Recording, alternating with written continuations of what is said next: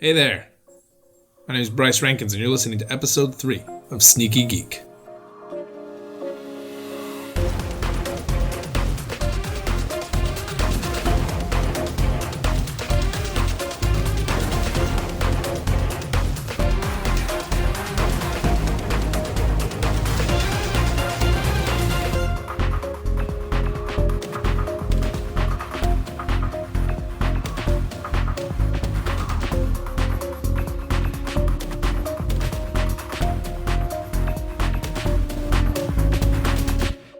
Hey everybody, and welcome to Sneaky Geek. My name is Bryce Rankins, and this is my host, Bryan Romero. Never says his name. No, because you always take care of it for me. Yeah, this is Bryan Romero. Take care of my lightweight. We are here with Dave Ziegler, who is sort of our resident historian, it would seem. Hello. Dave Or will be, because you won't hear those episodes yet. Yeah, because those episodes we recorded last night until 3 in the morning won't be airing until December. So we are all here. Doesn't matter. I always have a lot to say. We are all tired. We are all ready to talk about why you should be watching or should have watched Star Wars, The Clone Wars, the animated TV show. And it's because you should. Thanks for joining us, everybody. We'll see you next time. Thanks. You guys have a good one. Dave, you get the points? Cool. Everybody? Yeah. Right. Okay, All right. what? Bye, everybody. Anyways. A little backstory. Dave, when did you get introduced to Star Wars? 1977 when I was 5 years old. Nice. I saw it in the theater. In fact, I very clearly remember standing in line outside the old Barstow Twin Cinema with my dad. And a friend of his came out and saw us, came over to chat. Mm-hmm. And Pop says, "So, how was it?" And Bob said, "Never seen anything like it." That's cool. It's really good. Yeah. And so we went in there, and I was 5. So obviously I had never seen anything like it. Yeah. And I was blown away. It was amazing. Wow. Mm-hmm. Did you see the subsequent Empire Strikes Back and I Return of the saw Jedi as well? Empire and Jedi, and we saw those in Riverside. We'd go down to Riverside to visit my grandparents, and Pop would leave Mom and my younger sisters at Grandma's. He would take my brother and I to the Arlington Mall to see the movie there. And on the way back, after Empire, we'd argue about who Leia was going to end up with. The old man was arguing, she'll end up with Han Solo. I'm like, no way, she's going to end up with Luke Skywalker, blah, blah, blah. And then, then that happens. And then we saw Empire Strikes Back, and he'd bought our tickets earlier, which was good because the line for the theater was around the building. Yeah. Wow. Yeah. So when Darth Vader picks up the Emperor and throws him down the reactor shaft, there was this spontaneous applause. I'd never seen anything like that. Mm-hmm. In terms of the reaction of the audience in the movie. Yeah. Because normally, they all sit there quiet. Yeah. This was a raucous applause. That's awesome. Yeah, it was pretty cool. So I was there, ground floor. When the special editions came out, I assume you went and saw those in the theater as well? I did. Brian, you and I and the other podcast have kind of gone over it, but in a quick, short version. Basically, I grew up, and a couple of my friends were kind of into it. I noticed all the spaceships and that kind of thing. That's what I was into. I was never really into anything with wheels growing up, like any kind of cars. I didn't care if it flew or if it transformed. I was down, but I never really watched. Transformers have wheels, but they can also transform, so it's better. All right. Yeah. Yeah. Those are the exception. Fair question. Yeah. Okay. A couple of friends were into it, and it'd show up on TV every once in a while. I'd watch clips here and there. Yeah. And then special editions came out, and my aunt took me and my cousin and my sister to go watch it in a theater in LA. It was right when THX started really coming out into the theater, and they started revamping the speakers in the theater to be, My mom's favorite sound in the whole wide world. Yeah. If we talked during the THX when we were kids, she would turn it up. She would rewind it and play it again. Because that's your mom's favorite sound in the whole wide world. That vamping up is she's like, movie's gonna happen, life's good. Yeah. My mom Shut is up. a lover of cinema. That's awesome. I get that. I just think that's funny that's your mom's, not just your mom's favorite sound at the movies, but in the whole wide world. I never heard not her the sound of her children, not the sound of her husband. You heard this guy? Come on. Yeah, but he's Just kidding, I love you. I mean, he's one of 15 siblings. Right. So, surely one of them has to be her favorite sound in the whole wide world, theoretically. Yeah. All right. I cannot speak for my mom, and it's probably just the sound of Brenner talking.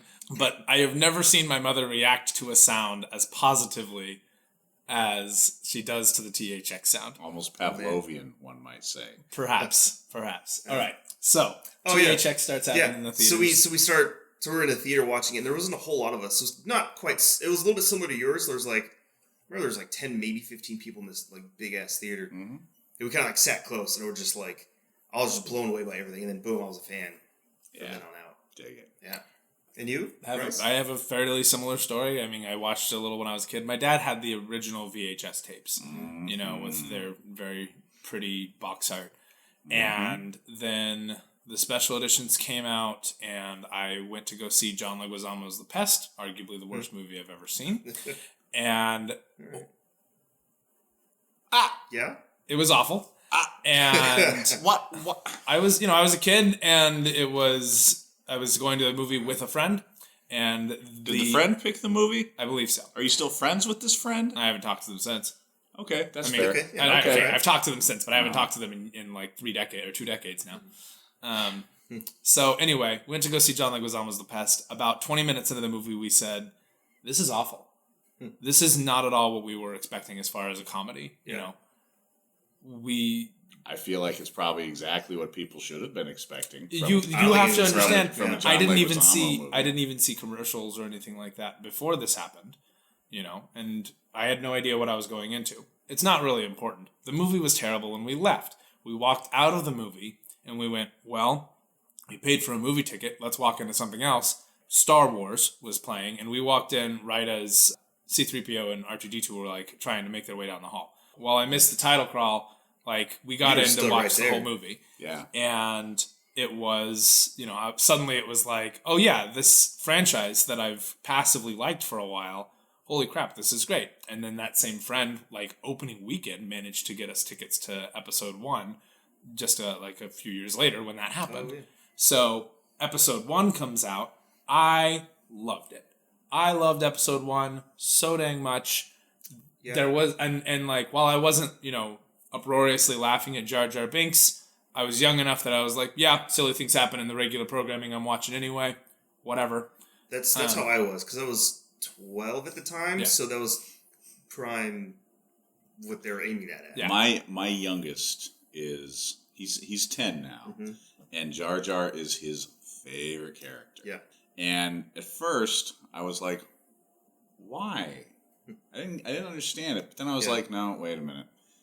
He's the target audience. Yeah, exactly. Jar Jar is the Ewok of the prequel. And trilogy. I loved the Ewoks. I like the Ewoks too. Yeah. And I don't have a lot of... I don't know if this is gatekeepy or not, but I feel like it's not. For it. I don't have a lot of sympathy for dudes, who roll out here with, oh, George Lucas raped my childhood. I'm like, okay, first of all... Watch your language. Exaggerate much. Yeah. Second of all, let's not equate a real, legitimate, life-altering trauma to some disagreements over the creative direction of a film franchise. Yeah. Right. And, dude, it's fucking Star Wars. Yeah. Like it, don't like it. If you don't like the new shit, the old shit should still be on your shelf. There. Yeah. Yeah. I mean, there were things I really liked about the prequel trilogy. Mm-hmm. Oh, yeah. And there are things I absolutely hate, and I can't understand. Yeah. Regarding the prequel trilogy, there are a few things that fall short as far as the trilogy is concerned. One of them is the love story is not played out well, and Hayden Christensen does not emote. I felt like Lucas's casting in the prequel was there's no chemistry between Christensen and Natalie Portman. Mm-hmm. Lucas spent 30 years between the original trilogy and the prequel trilogy honing his CGI chops, honing all that stuff. Yeah. Did nothing on his story writing, on his screenwriting and his directing. Right. So, we're having 1977, 1980, 1983 George Lucas, who only directed one of those 3 films. Right. Yeah. And, he is the universe mind. He's not the director. Yeah, I think it's ego. Yeah. Honestly. Probably, yeah. How old is Anakin supposed to be in episode 1? 10? I believe so, yeah. 10? Mm-hmm. He's written like he's 6. Yeah, that's kind of what I thought. So I read somewhere that he was supposed to be like 5. I'm like, no. I had a 5-year-old at that point, and he didn't look like that. Right. Yeah. He didn't talk. No, like he's supposed that. to be 10. Padme was supposed to be 14. No, he's 9. He's just 9, and she's 14. She's 14. She's 14. Natalie Portman turned 16 while they were filming. So it was No. weird. Yeah. So that was also. You want to know why I know this? Because Weird Al Yankovic. Yeah, it's in the song. And I see you hitting on the queen, though he's just 9 and she's 14. Yep. Yeah. Al did his Why research. is a 14-year-old in charge of an entire planet? My 14-year-old can't even remember to take his books to school with any regularity, much less manage an entire planet. It was a different time. It was a long time ago. In a galaxy far, far away. Yeah. Holy balls. Yeah, so she's 14. Oh, and Jesus. her handmaidens are all roughly 14 as well. Including Keira Knightley. Keira Knightley, Mm-hmm. yep. So, okay. So in episode 2 then, he's what? 19? 10 years later. It's 10 years later. So he's 19, and she's in her early 24. 20s, yeah. Mm-hmm. Okay, well that's a little more tolerable. Right. And that's the point when he shows up and sees her again, that they're like, oh, hey, There's we have still no chemistry, but it's not weird. No, they didn't have chemistry. They were written to have Written. chemistry. However, on screen there was nothing. Yeah. Well, and when, she talks about, how bad slavery is, blah, blah, but apparently she's not concerned that Anakin rolls out and slaughters an entire tribe of sand people. That's not a deal breaker for her. It's fine. She knows how he feels about sand. I walked out of episode 2 convinced. I would have bet the entire contents of my retirement pension that episode 3 we'd roll in and somewhere find out that she was with him because of Jedi mind tricks. Because that's the only explanation I could come up with for her being like, yeah, let's get married. I don't care that you slaughtered a whole tribe of sand people. Yeah. So, this brings us to the Clone Wars. The number one problem that I have with Revenge of the Sith is that there is so much going on within the film that you don't really get a chance to care about too many things. You don't care much about Padme and Anakin's relationship. You shouldn't anyway because it's terrible. Yeah. Right. You don't care. When 66 happens, it is sad, but you don't know who any of those Jedi really are. Right. That's fair. And the thing is Lucas knew this going in because he gave Genndy Tartakovsky the ability to tell the in-between story before the film. He gives it to Tartakovsky. Tartakovsky does a good job explaining what the heck is up with General Grievous. In a series of 5-minute shorts. 5-minute shorts. They really were short. And they were amazing. Very well done. We learn a little bit more about Shakti, about Plo Koon, about pretty much most of the Jedi Council and some other random Kit Jedi Fisto Knights. and random Jedi Knights. We learn a little bit extra, and we get introduced to a character named Asajj Ventress, who lives and dies within the entirety of the series. And then we figure out where Dooku, and she is in the original cartoon, Anakin's first brutal kill. Like by the end of his first rage kill. Yeah, absolutely. He does it out of anger, feeds into his anger. It's like that. And it's great. Hey, great lead up to Anakin's dark side. Yeah. And then there's a big fight with Dooku. Dooku kidnaps the Emperor, or Senator Palpatine, and... Isn't he Chancellor Palpatine? Chancellor, yeah. Yeah, he's Chancellor. You're right. He kidnaps Chancellor Palpatine, and then... leads right into... opening scene. Yep, into the opening of Revenge of the Sith. Yeah. And it's great. Yeah. And it made you give a little more appreciation to the basic plot of episode 3 and the plot points that are happening there and what's happening to who. And you're like, oh, okay, I get this a little bit. rather if you just went from episode 2 to episode 3. And there's 3 years in between episodes 2 and 3. 3 years story time. Story time. Yeah. Yeah. So, the end of episode 2, we have the beginning of the Clone Wars. All the clones come out. The Jedi come out fighting. The Battle of Geonosis. Yeah.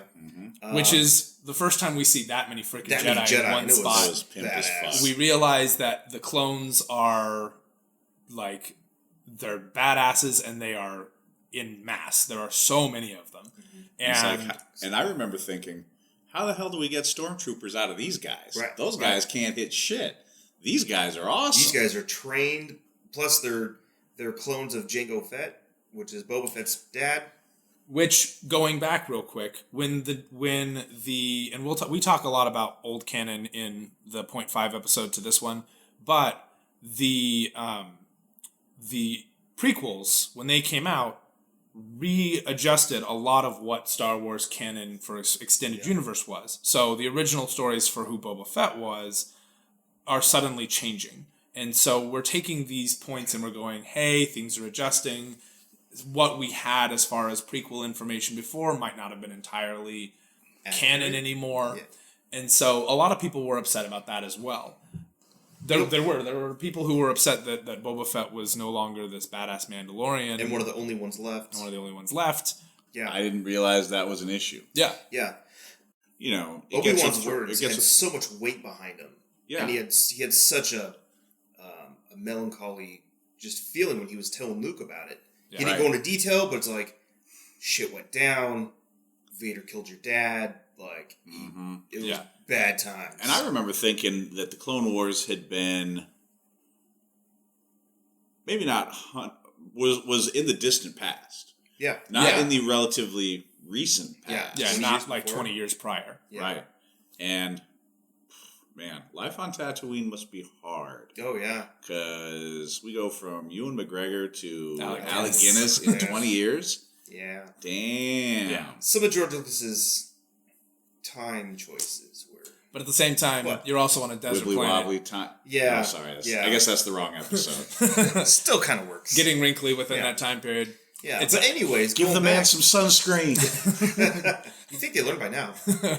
Well, going back to the Clone Wars Tartakovsky stuff, it puts a nice explanation of what happened in between. Yeah. But there's still things that in 5-minute shorts you can't necessarily express. True. You can fall in love with Mace Windu. You can fall in love with all the other Jedi. I did that in episode 2. Right. Yeah, easy. But you can find all these things out. But again, there's not a lot. Just more of a, hey, here's what you're kind of missing in the story because we couldn't cram it all in.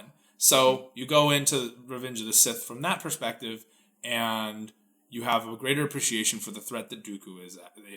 You understand that this isn't just a couple of battles. It wasn't Geonosis and then suddenly Dooku. Right. It was Geonosis and then a massive conflict. 20 other planets, at least. With all these other planets and all these other politics. And Dooku isn't just some guy who happens to be in with these terrible Asian stereotypes. He's actually, the Trade Federation, but he's actually the leader of an entire confederacy. Yeah. And he does kind of look like Robert E. Lee. Interesting. What? Anyway, so you go through all of that. Robert E. Lee, Christopher Lee. Oh. What? Except Christopher Lee. British. Christopher Lee is British. Yeah. So. Yeah.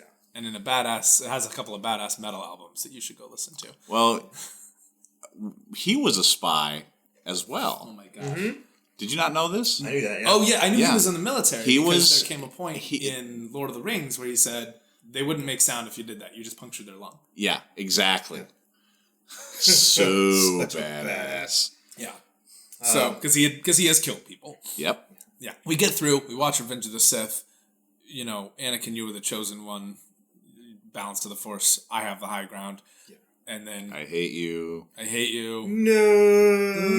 Oh. Everything collapses, and Padme dies, and they go, okay, Luke... She dies of a broken heart because her douchebag, mass-murdering husband got mad. And, like, it's a real condition. It should have been more violent, frankly. It should have... he does force choke her. It could have been, like, you know... Right. brain damage from that. And well, but maybe it's when C-section. maybe it's when the droids drag her up the ramp. Boom, boom, boom.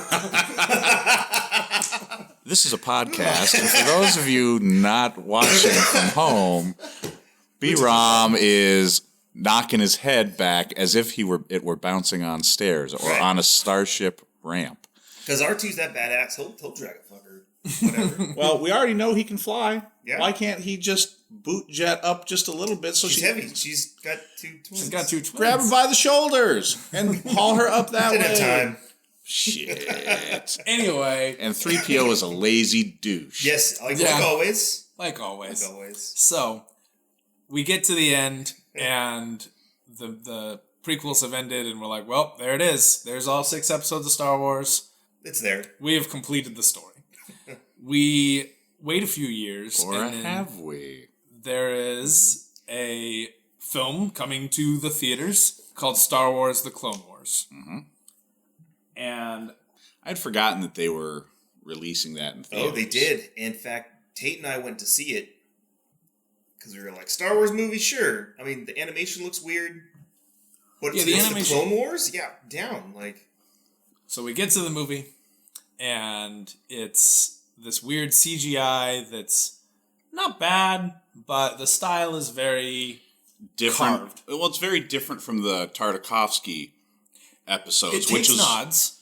It does. And that was the really cool part. So at first, we weren't sure if it was just another, like a reboot sort of thing, or if they're building off from what they're doing, because they used the similar character models. Yeah. Obviously, different art style with the CGI. Mm-hmm. Most of the voice actors came back. Yeah, except Anakin. They changed Anakin out, and thank God. Frankly, which was okay. Anakin in the Tartakovsky, Anakin talks calmly like Anakin does, and he says, "Hey, master," and blah blah blah. And in this one, he's a lot more. Hey, master, dude. Hey, what's going on? Yeah, a lot more like that in the Tartakovsky one. So some of that voice casting was not as good. Right. And so we now have the CGI one, and Anakin has a lower voice. His attitude is more cocky and funny. And he actually has emotion. He has a lot of emotion going on. Besides rage. And he's given, or heartbreak, and teenage angst. Yeah. And he's given a Padawan. But you get to the movies, you're sitting down and you're like, what are we in for? And then instead of a title crawl, we get the voice of Wolf Yularen, which is a man named Tom Kane. The voice of who? Wolf Yularen. What the hell is a Wolf Yularen? Wolf Yularen is he was a general. General with the Republic, and then he winds up working for the Empire as well. His character's actually in the original trilogy. They retconned that. They retconned that. But it totally fits. But Wolf Yularen has also been the voice of Yoda, and he does a very, very good Yoda. However, his narration is a galaxy at war.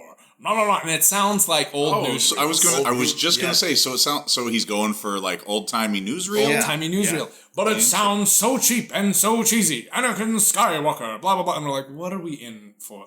Suddenly the title crawl doesn't seem cool anymore because it's being read to us by this weird voice, and you're like, oh no. And then it starts, and you're like, okay, cool. We got clones, we got Anakin, we got Obi-Wan. Life is good. And then they bring in this kid, and you're like, who the heck is this kid? And she's a Togruta? Yeah. She's a Togruta? Togruta, I believe? She's not a Twi'lek. No, she's the same she's the same species as Shakti. Shakti, yeah. They've added a lot more planets, a lot more aliens, and so that's kind of cool. So the scope of the Clone Wars is a lot bigger. Yeah. Right. Suddenly we actually get to see Clone Wars battles and stuff. But the problem that they're dealing with is that another Hutt by the name of Zero, not slug-napped. Is he the one who slug-napped? It comes up at the end. Yeah, I think we discover that the Zero's behind the plot, but it's actually Jabba the Hutt's nephew. Yeah. Right. But Zero slug-naps. Zero is the one who comes out talking like this, and everything's sassy, and it's like this is. Watching? Are we watching serious Star Wars? Or are we watching like a bad cartoon? And by this point, all of the love for Jar Jar. Both things can be true. Yeah. By this point, the love of Jar Jar that may have been there, or even the tolerance of Jar Jar that may have been there, has left most viewers. By the time you get to Revenge of the Sith, you're like, can we not bring him up anymore? Yeah. And that's when they've kind of downgraded him to like a background character that randomly shows up. But when Zero shows And up, you're starts like, to get here we are again with another really cartoony voiced, obnoxious character. Is this what I came here to watch? So you watch the movie, and Ahsoka, she's this little kid, and you're like, great, now there's a little kid running around again. And Ahsoka, like, I didn't like her. I was like, I'm not watching this at all. For the record, 10 years later, Ahsoka is by far one of my favorite Jedi of all time. Right. I love her character. But in this, she's not very great. Is she still Ashley Eckstein? Yeah. She Eckstein? is. Actually, Ashley Eckstein is she has always played her. The movie comes out, and then how long is it afterwards before the show starts? I think a month or two. So a few months later, we get a show on Cartoon Network. So they just they make the film and go right into the production of the Star Wars. So the movie was supposed to be the lead-in episode. Interestingly enough, the continuity and chronological order of episodes. It's actually the third episode. It's the third episode. Yeah. What? Yeah. And the first 3 seasons of the Clone Wars are entirely out of order. What do you mean? But episodes that take place, 3 or 4 episodes into the season have like the deaths of characters that are introduced in season 3. What? Yeah. So from what I understand has happened, they weren't sure how long they were going to have. So that's common though, with cartoon series, right? Yeah, right. And these were good stories, and given that they're clones and all clones look the same, it was like, let's do this. And then they're like, well, we had this big introduction episode that we couldn't air because time constraints. And we wanted to get to the meat of the matter. Now we can introduce it as the intro to season 3. All right. So we'll be back right after these quick messages.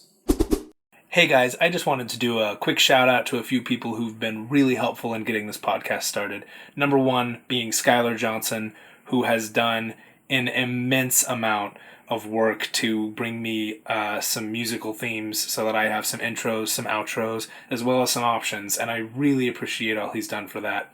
I also really want to say thank you to Nick, Layla, Clay, Dave, Logan, Shannon, Mari, and Tommy for sending in clips of what they felt were some of the biggest problems in their geek communities.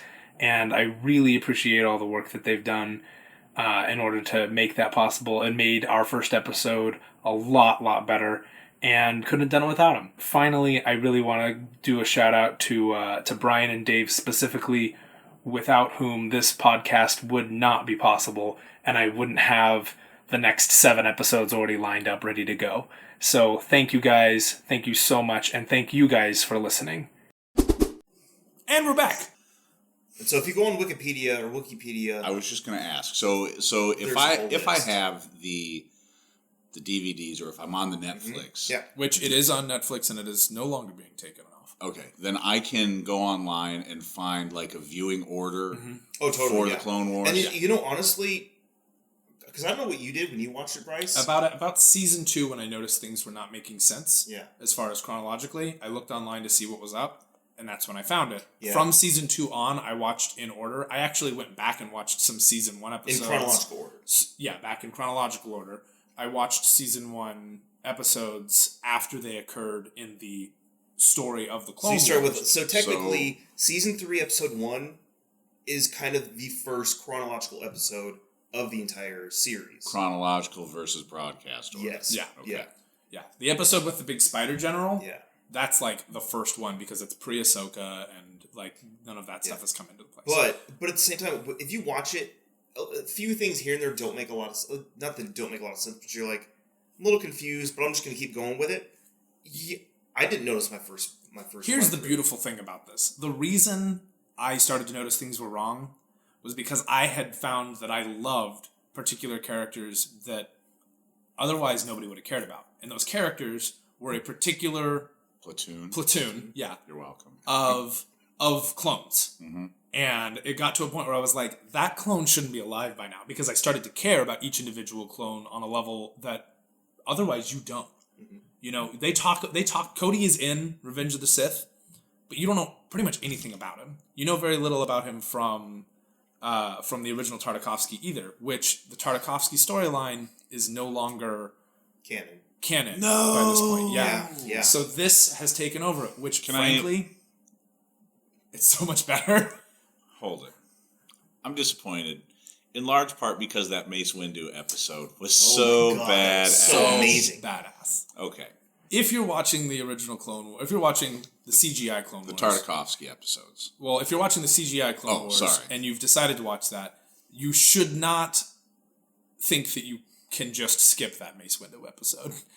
It's absolutely not canon, but it is one of like the best pieces of Tartakovsky's animation, Star Wars, and Mace Windu lore that exists. I wouldn't even say it's necessarily important to Windu's lore. It's just it's a great exhibition of how powerful of why a he's Jedi on the he Jedi is. Council. Yes. And why he's one of the main leaders next to Yoda. Absolutely. Yeah. Mm-hmm. And Mace Windu, one of Mace Windu's battle styles. Battle style Vipod. Vipod. We talked about this a lot the other night. Discussing what it is leaning into the joy of fighting. Right. And he was created it. Yeah, to kind of leaning, not just leaning into the joy of battle, but also kind of accessing that dark side. Yeah. And so you're not necessarily in it, but you kind of lean on the dark side. Yeah, it's very gray Jedi status. Hello, dark side? Are you home? You know, I don't know why I did it like that. But yeah, you're kind of just trying to get a hold of them without necessarily inviting them to dinner. And what's cool is it turns drinks, out... but not dinner. Yeah. It turns out that he teaches this style to Depa Billaba, who is the master to Padawan Caleb Doom, who winds up becoming Kanan Jarrus, who is one of the main characters in Star Wars Rebels. We'll do another episode on that. Stay tuned. But okay, so we have the new CGI Clone Wars. The show starts. It's a little out of order. It finds its footing and goes on for 5 years. And during the course of those 5 years, we are introduced to so many things that wind up actually making their way into film, which is not necessarily making their way into film because the film already happened, but they took the characters that were on the film and fleshed them out and gave them great backstories and great characterizations. But one of the ones I was going to mention is Clone Wars is the reason we have probably the original Rebel. Is this Saw Gerrera? Oh, okay. I thought we were going to talk about the other we'll thing. Get to that. But Saw Gerrera gets introduced, and we have a character introduced outside of the primary films. The 6 films? The 6 films. And then we make a movie, a Star Wars story, Rogue One, and a character from a cartoon is given life in real film. What was really cool about Saw, Saw shows up first in the Clone Wars? Clone Wars, as a young kid. So what was really awesome about By name? Yes. Mm-hmm.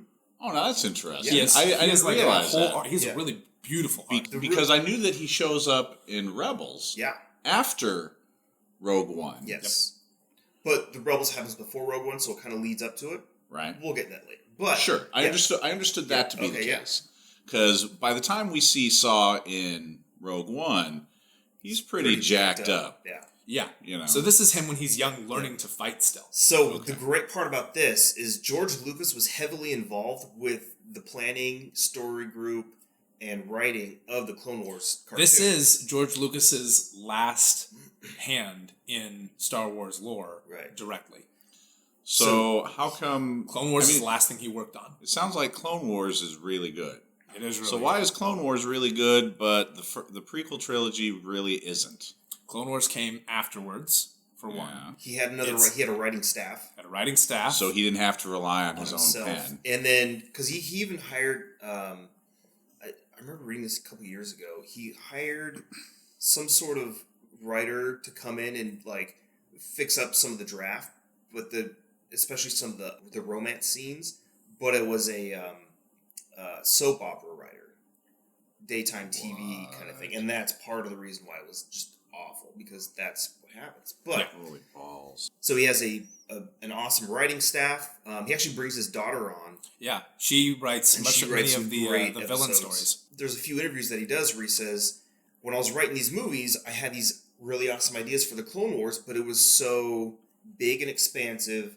There's no way he could have done it on film. Films, yeah. Not handle Anakin's story. Right. And so he kind of brushed it to the side, and this is how he brought it to fruition was on a CGI TV show. And of course, it was CGI, so he was all about it. And it was just extra Star Wars stuff. And at the time, there were some novels and comic books out that kind of lightly touched upon the Clone Wars stuff. And at this point, I think he was giving his okay on story stuff, but he wasn't getting into it. Well, you're talking about the books that Dark Horse was publishing. Dark Horse, and then there's also the novels in the expanded universe, the Now Legends. Right.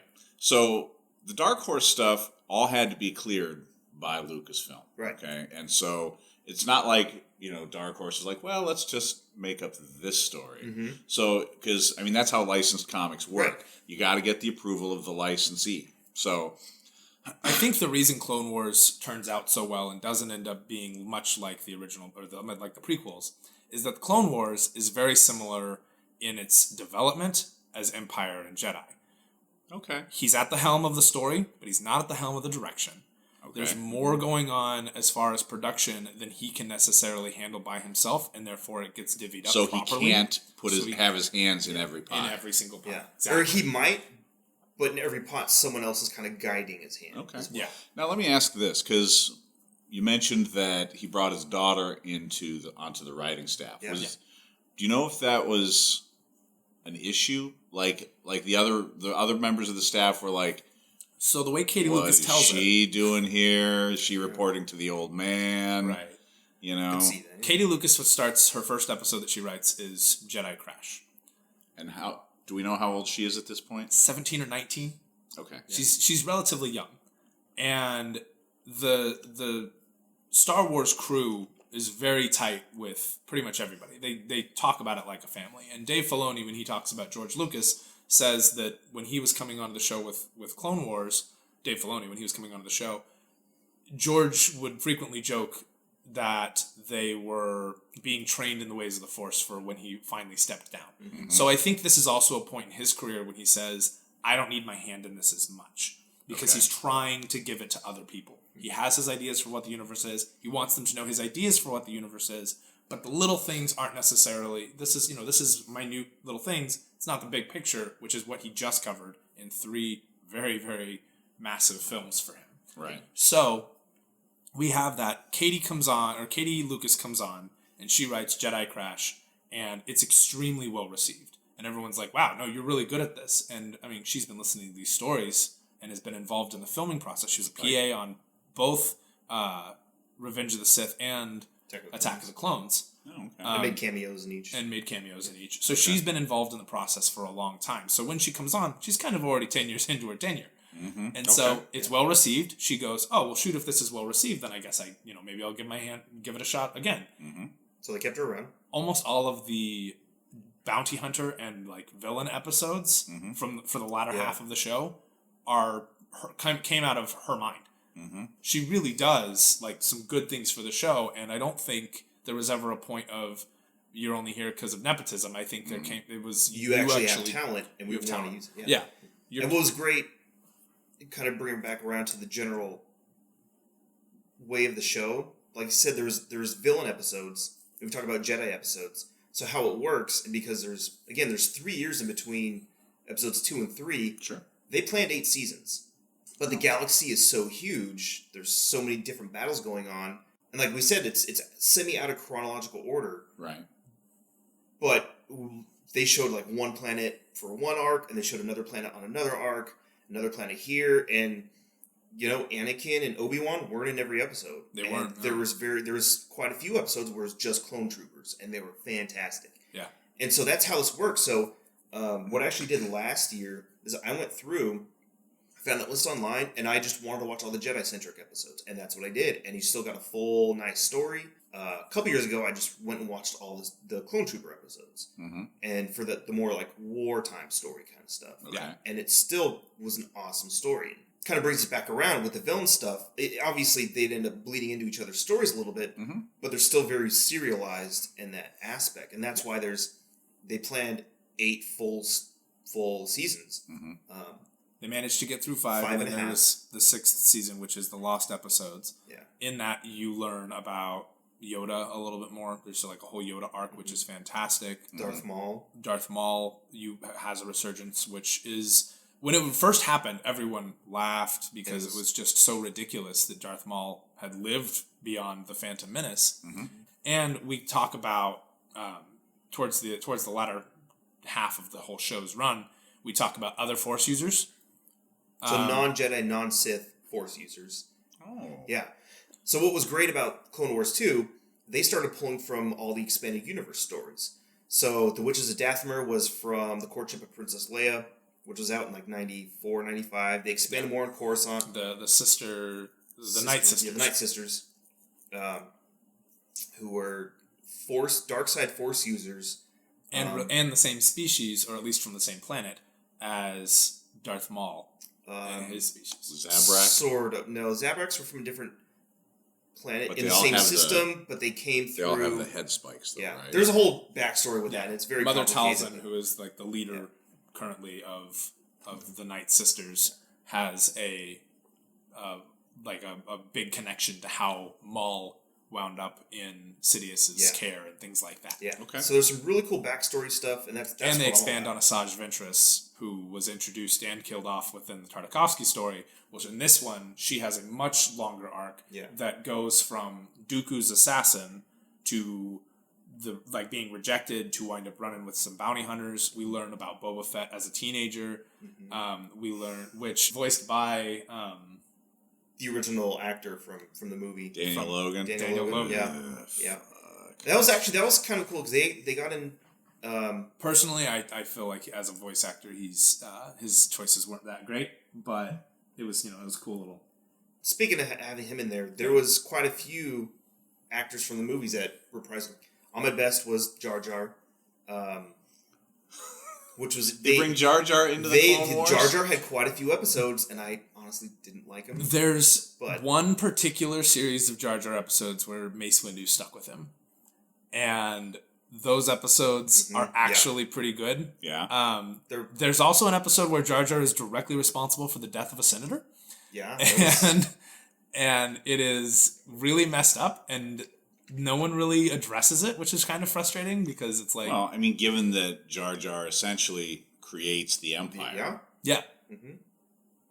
We weren't going to talk about fan theories, so I'll just let it go. There's the Sith Lord? The Darth Sith Jar Lord. Jar. Yeah, Darth Jar Jar. I love that idea. It makes stupid sense. It's a beautiful idea, in sort of a drunken master. Yeah. Bend the universe to my will without letting people know I'm bending the universe to my will sort of way. If you guys haven't read it, look it up. It's all over the net. It's the net? The net. I'm gonna call it The interwebs. the interwebs. The net on 2001. Yeah. Log whatever. on, wait that 5 minutes for the... Yeah. Check your AOL accounts. Find it around there. Anyway. Yeah. Jack42 at AOL.com. That was me. 3PO and R2 have their own episodes. There's episodes that are just about small rebellions. There's episodes... Which is where Saw Gerrera gets introduced. Okay. There's episodes where they are dealing with separatist politics as their own thing. So you don't just see like, oh, hey, this war is a much bigger conflict. You see the problems with using clones because they are living people, and while they are all the same person, they all develop their own personalities, and as clones push each other to have their own personalities. Right. You see that the separatists aren't really risking life in order to fight this war, Sure, which they're makes all- them they're seem all a little droids. bit, which gives them kind of a high road, Some in moral high ground which there. is nice. But I mean, from where I'm standing, the rebellion has the high ground. I see what you did there. What you did there. We talk about the clone troopers and their own individual interlinkings and how they view hierarchies. We talk about the Jedi. The Jedi, and that's probably my favorite thing of the whole thing. Oh yeah, is how the Jedi council, as well as how the Jedi who are working in the field, how they operate and who they are.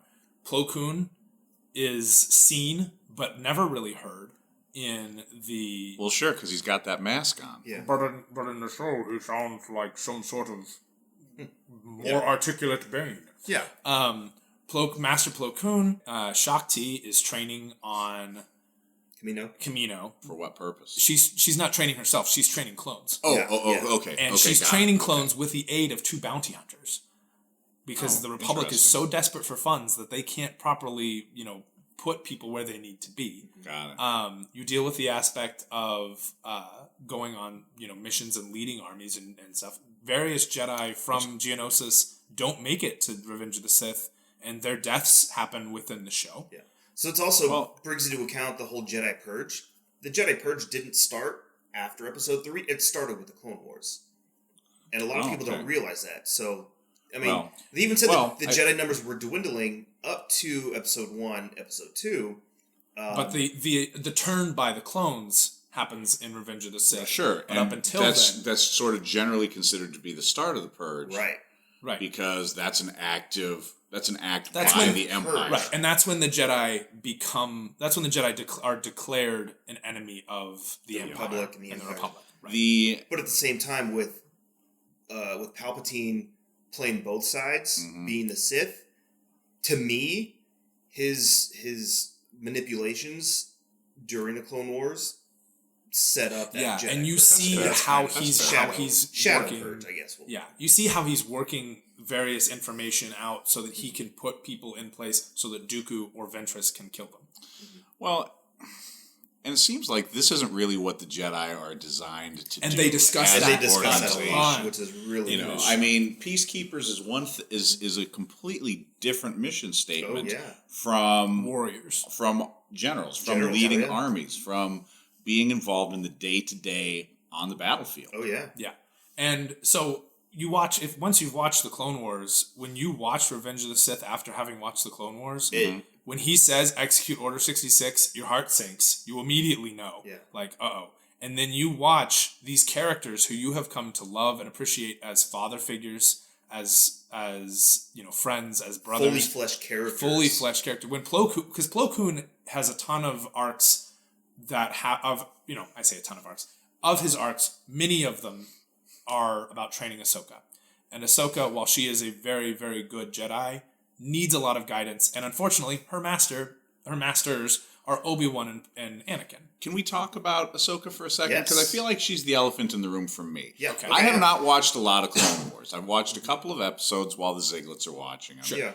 But to me, the biggest problem in terms of my motivation for watching the Clone Wars is ultimately, I feel like I already know how Ahsoka's story is going to end.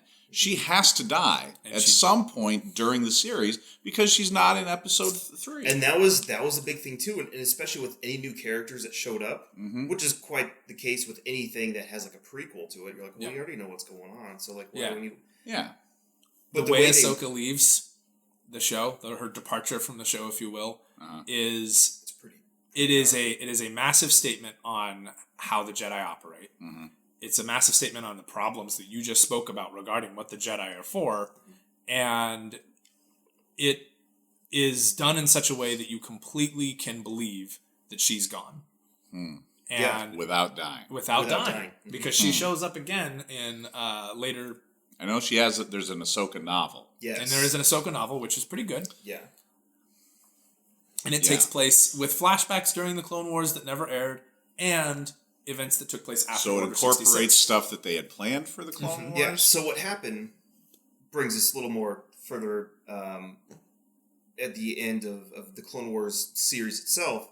That's when the Disney buyout happened. So they finished up season 5. They were in the middle of production of season 6, writing episodes, animatics, animating the episodes, voicing. Mm-hmm. Disney buyout happens. They're like, you know what? We're going to put this on hold for a little bit and just get everything settled.